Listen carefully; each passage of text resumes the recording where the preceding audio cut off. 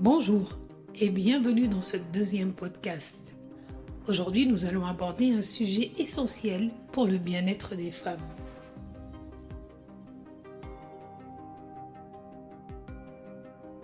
Ce que l'observation du corps et de l'expérience intérieure nous montre, c'est que le corps féminin n'est pas instable. Il est rythmé, il est cyclique, il est intelligent.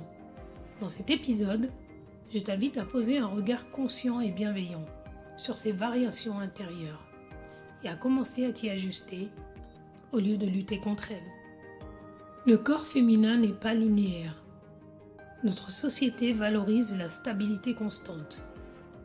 Être efficace tous les jours, disponible tout le temps, émotionnellement égal. Or, le corps féminin ne fonctionne pas de manière linéaire. Il fonctionne par cycle.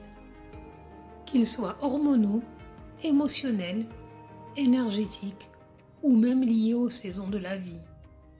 On observe très souvent que la souffrance émotionnelle des femmes ne vient pas de l'émotion elle-même, mais du conflit intérieur avec ce qui est ressenti. Je ne devrais pas ressentir ça, ce n'est pas rationnel, je perds le contrôle. Ce combat intérieur épuise profondément le système nerveux. Le premier pas vers un mieux-être n'est donc pas de se réguler, mais de se reconnaître. Sais-tu que les émotions suivent les rythmes du corps ?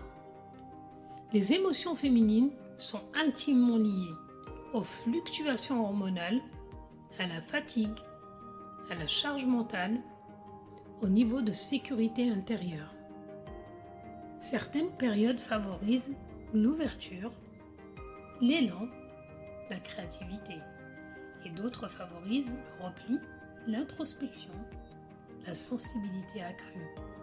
Ici, l'idée n'est pas de lisser ces états, ni de chercher à les faire disparaître, mais d'apprendre à les écouter comme des indicateurs. Une émotion plus intense n'est pas un dysfonctionnement, c'est souvent un signal de besoin non reconnu. Besoin de repos, besoin de limites, besoin de ralentir, besoin de soutien. Je t'invite maintenant à un moment d'hypnose douce afin de te relayer à ton corps. Si tu le souhaites, je t'invite maintenant à fermer doucement les yeux ou simplement à laisser ton regard se poser. Prends une respiration lente et profonde. Ressens le poids de ton corps là où tu es soutenu. Imagine que tu descends doucement dans ton corps,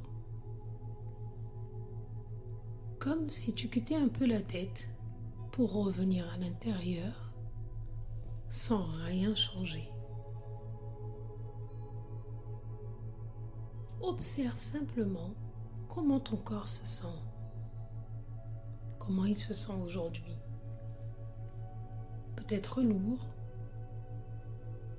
peut-être fatigué, peut-être calme, peut-être agité. Tout est juste. Dis intérieurement: je reconnais ce que je ressens. Respire et laisse cette phrase s'imprimer doucement. Quand le corps parle avant les mots, très souvent, le corps ressent avant que le mental comprenne. Une tension apparaît, une fatigue s'installe, une émotion monte sans raison apparente. Dans les pratiques d'écoute corporelle et d'hypnose douce, on apprend à ne plus forcer une explication immédiate. Le corps ne parle pas en concept, il parle en sensation. Apprendre à l'écouter, c'est développer une sécurité émotionnelle intérieure. Quand le corps est entendu, l'émotion n'a plus besoin de s'intensifier.